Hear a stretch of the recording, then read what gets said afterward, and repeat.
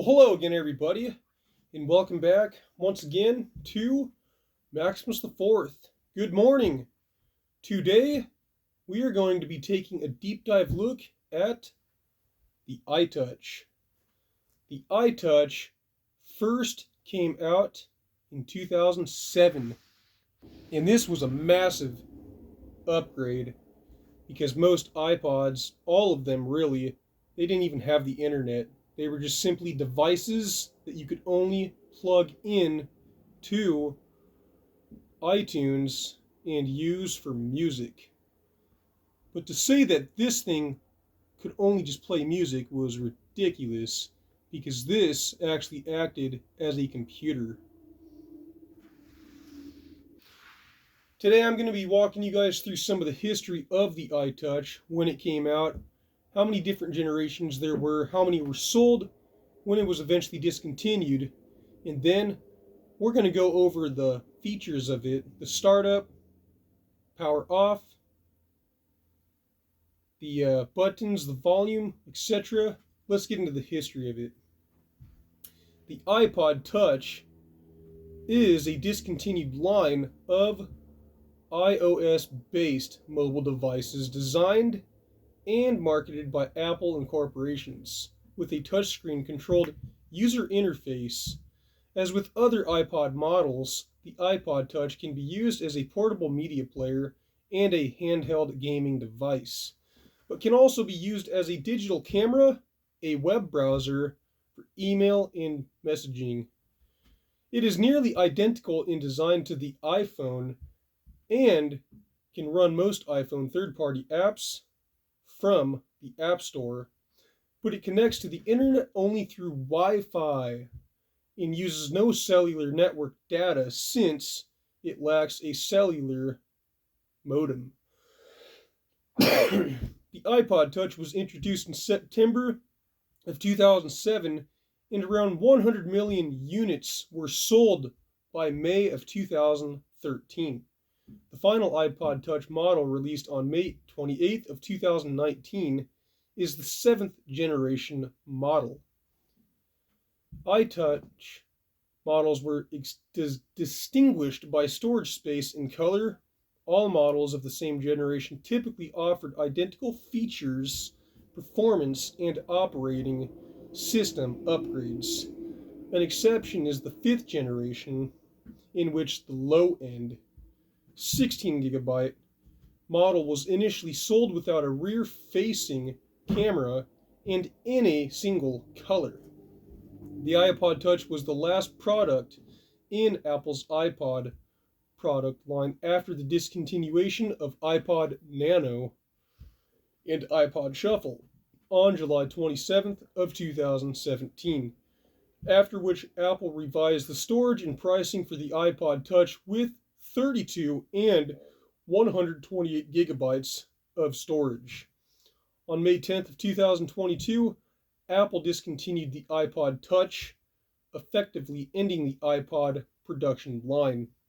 iOS 15 is the last iOS version to support the 7th generation iPod, except for ongoing OS maintenance.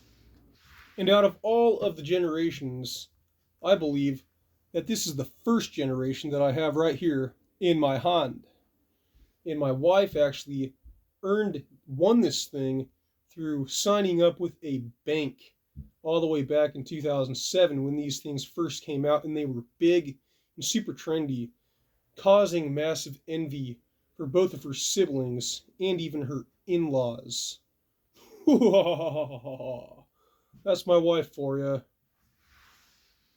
And now that I've shared with you guys some of the history on the iTouch, let's take a look at all the functions and how this thing actually works. Okay, so this is the front, the back. As you guys can see right there, this is an 8 gigabytes storage, and very simple how all the controls work on this. On the top, you have your power on and power off button, and what this thing also acts as is a button that will wake the iPod back up if it falls asleep, and turn it back to sleep. And this is the home button, which also acts as the wake up button. You have your option if you do want to set this to lock to where it's secure. Boom, you just type that in and then type in your passcode, and then voila, it gets you right through. On the left hand side, you have your volume dials. The one on the bottom makes the volume go down, and the one on the top makes it go up.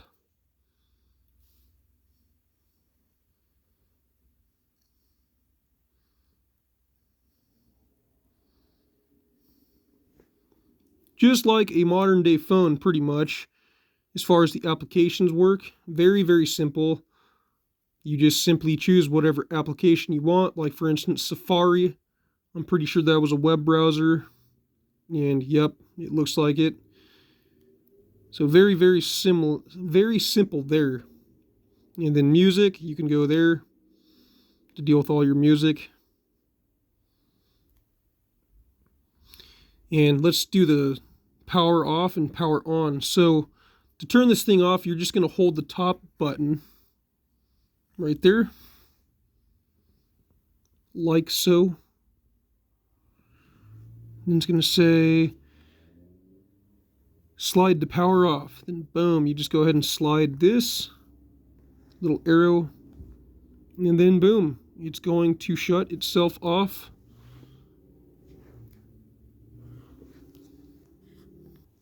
And then to turn it on, same button. You just hold the top button, just like so. And then boom. You just gotta wait for the screen to load up, and we'll fast forward to that. Takes you back to the passcode once it turns on. Voila, you're through. So this, as you guys can imagine, is the home screen button. That's the home button.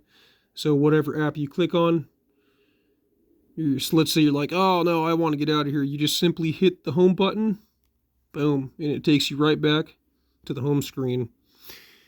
And the charging, let's see here. Here you got your charger port right down here. And traditionally, you usually just use a little plug-in, which goes in just like that. Then you have your little cube that you plug into an outlet, and boom, you're ready to rock. However, in my wife's case, she had to get all fancy and has this little stand. So what this thing does is you just simply take the charger and you plug it into the charger port of the stand, and then you plug this into the other on an outlet, and you have the option to charge it on this little fancy schmancy stand, just like that. Boom. So that's pretty much it. Start up, power off, power on, home screen button. You got your volume dials. I think I pretty much got everything. Oh, and right here, next to the charging port, that's your headphone port. So you do have the option, of course, to plug in headphones, which is pretty much the whole point of these things, is to listen to music privately. There we go. In that, ladies and gentlemen, as far as the history goes, the startup, all the functions, is pretty much all you need to know when it comes to the iTouch. I might make another video that explains the full in-depth history about it, but for now, I don't want to bore you guys. If you enjoyed this, make sure you like and subscribe and share this video with a buddy. Also, don't forget to drop a comment down below to help boost the algorithm. And if you did enjoy this video, let's say maybe this is your first time watching Maximus the Fourth, and you need something else to do, check out my video. Dude takes on 4 double quarter pounders with cheese from McDonald's. I will make sure to link that video down in the description of this video. I want to say a quick thanks to everybody who helped promote my video. Does wild cherry Pepsi taste different than Pepsi Wild Cherry? That video finally hit 1,000 views. So, also in addition, for those of you that would like to help support this channel, if you want to donate, you can hit either a Venmo or my Cash App. And if you want to buy something, a rare soda, let's say Crystal Pepsi, Pepsi Blue, Mountain Dew Baja Deep Dive, or even Mountain Dew Sangrita Blast, which I still have some full cans, whatever it may be, check out my eBay store, and I will link all three of those down in the description. Maximus the Fourth here. I am signing out. As always, I thank you guys for watching, and I will see you next time.